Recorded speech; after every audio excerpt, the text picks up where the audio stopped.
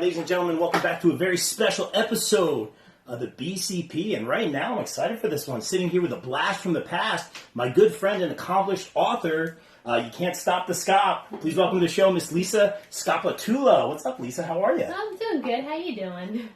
Doing well. You know, it's been a year. 2020 has been crazy, but more importantly, how have you been? I mean, things have been crazy with everything going on in the world, but, you know, we always got to try to stay positive and optimistic, so I'm all about that. Absolutely, and we see a lot of that in these books that you've been writing. Now, I worked with you years and years ago, and, you know, we obviously caught up, and I'm like, so you're an author now, and you're writing children's books. Tell us a little bit how you started writing. Was it poetry? Was it songs? How did you get into the writing process? Well, I mean, I guess ever since I was a kid, my grandma always encouraged me to have, like, a diary. And, you know, she always told me to write down my thoughts and my feelings. And I never knew that was going to be the starting point of something that I was going to become, you know, passionate about. And I never thought it would ever lead to something like this. But yeah, it is. It's quite amazing. It's awesome. I mean, how does it feel to have these two like amazing books sitting right in front of you? And I remember seeing the covers. I'm just like, they're amazing. Like, how does that feel for you right now? Oh my God, it's so amazing because it was a long process. I had no idea how to even go about, you know, creating a book, you know, or getting it published. But talking to a lot of different people, and you know, they were so helpful and encouraging. I was finally able to do it. So I owe a lot to a lot of people out there who helped me, especially in the post office. So thank you guys. We got some you know who you are. That's awesome.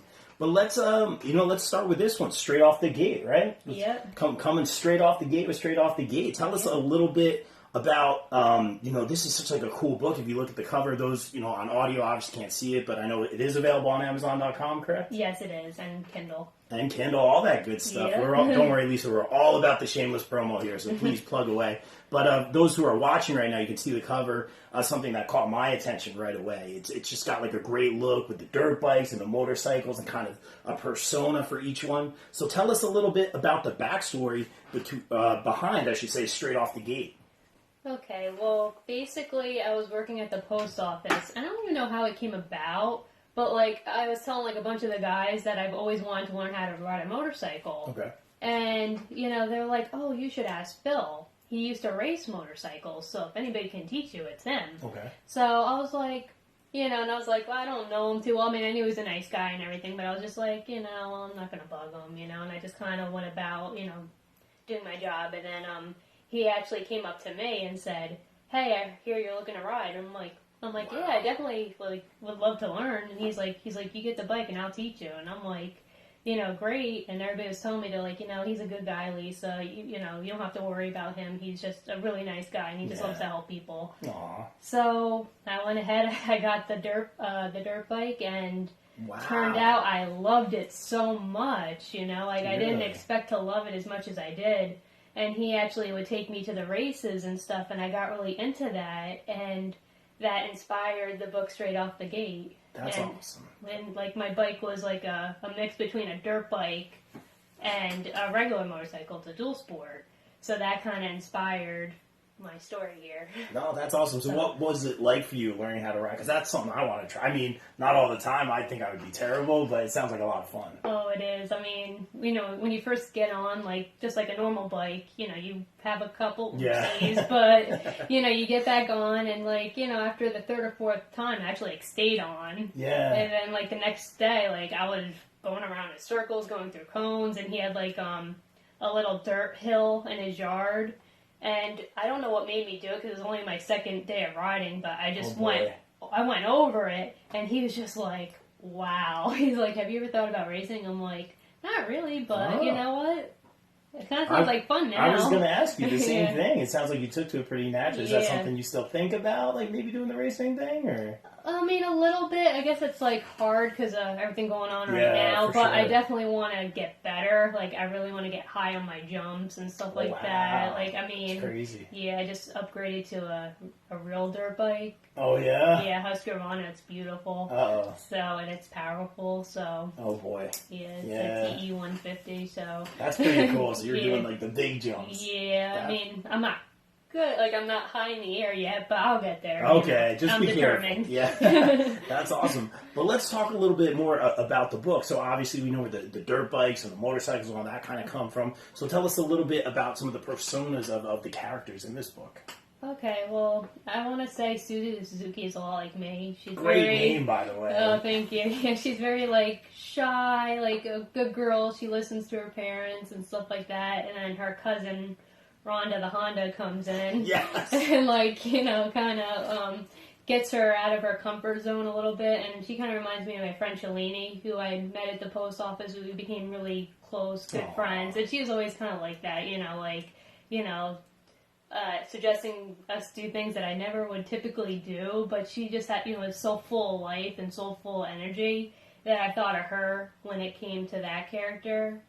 And I guess with Cal Kawasaki, he was like a real gentleman and a real nice guy, and I guess that's something I would want. Right. And, you know, in a guy, you know, as a, you know, so I guess that's what made me think of his character. Right. If you were to meet a Cal- friendly motorcyclist. Yeah, Cal Kawasaki, yeah.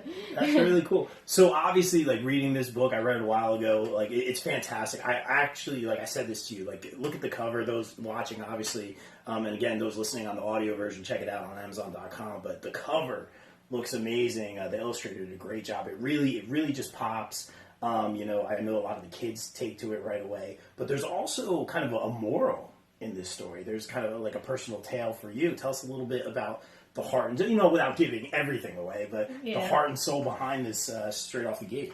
Well, it's basically, it has a little bit of, how do I say, like, it's basically like the family doesn't approve of Cal hanging out with Susie Suzuki because he's a dirt bike and he's a dirt bike and she's a motorcycle. So I'm trying to teach kids a lesson that, like, you can't judge a book by its cover. You know, you gotta accept people for who they are, and you know, like one class isn't better than another class. That we're all great in our own way. We're all equal. We all have something different to bring to the table, and to, you know, just not judge a book by its cover, because they found out, you know, the parents find out later what a great dirt bike he is, and eventually they accept him, but it's a shame that they didn't give him a chance at the beginning, you know, but it all, you know, comes to a good, happy ending, so.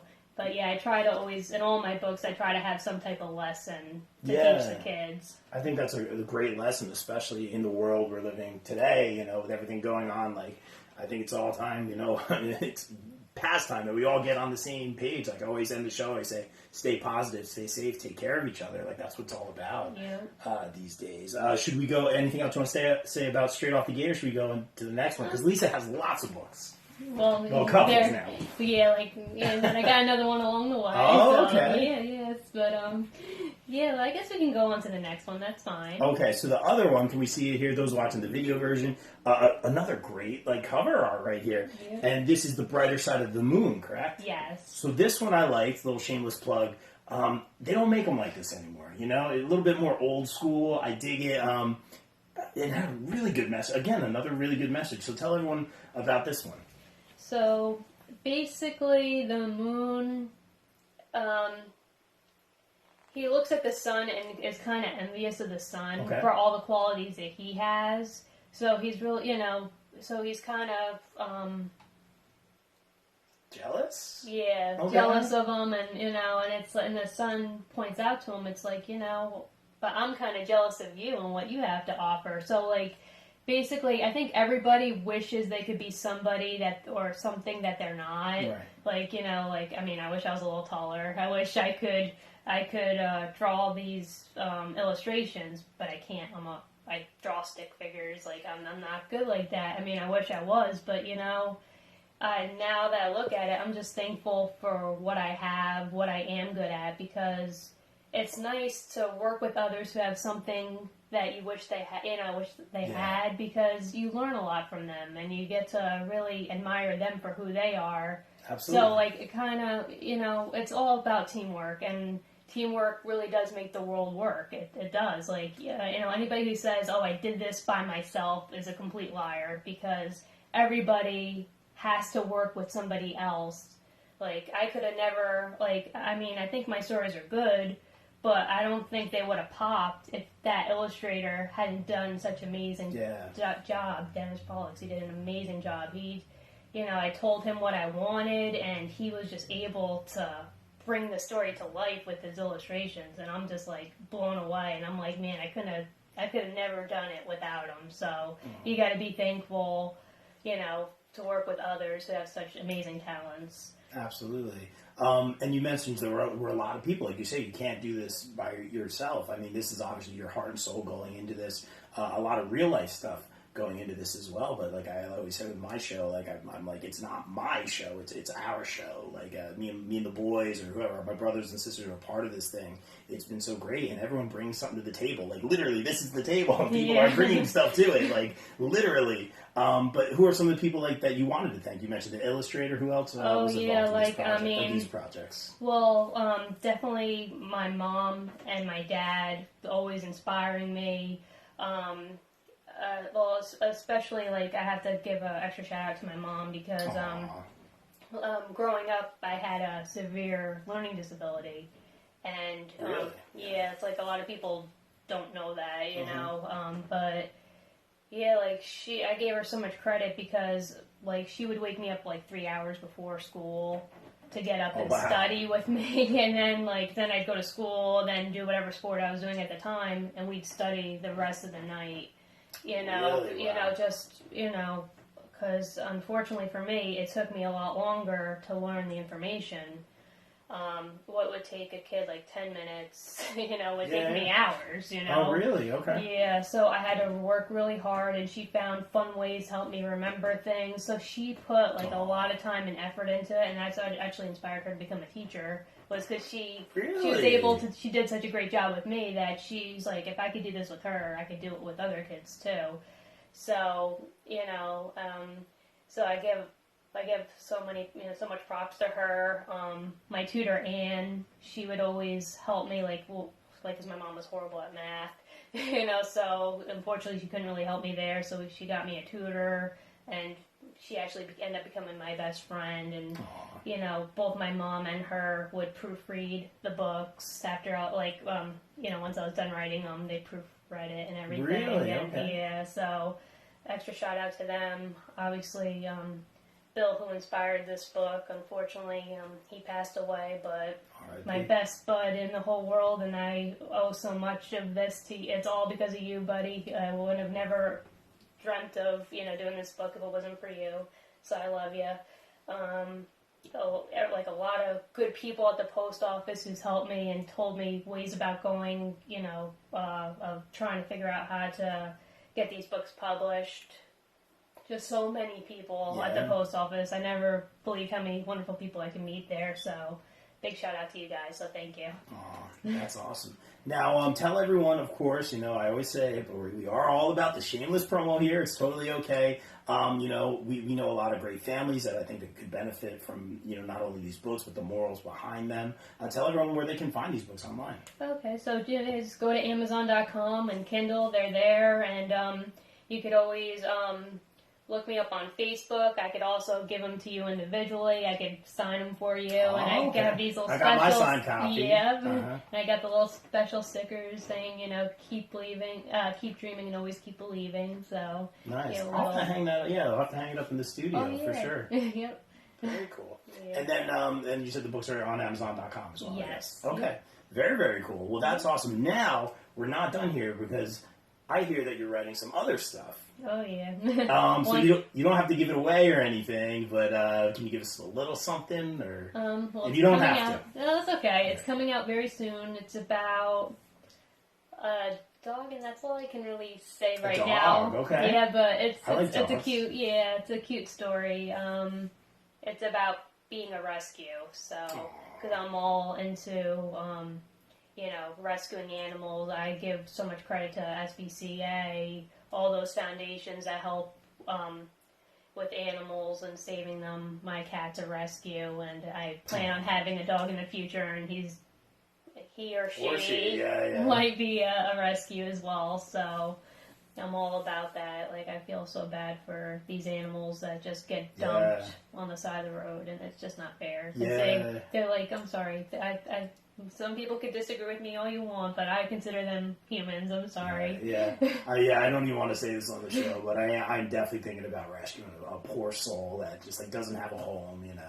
I think we all know what it's like to be misplaced or feel like you don't have a home, and I just want to rescue some poor soul or something like that. So now everyone's going to tag me in all the SPCA pictures and break my heart all the time. I'm not there yet. I'm still moving in, guys. You'll get there. But that's great. And Lisa, just before we get out of here, and thank you so much for a few minutes of your time. I guess just anything else you want to say to the people listening right now in this crazy world, or any sort of message or sign off that you have.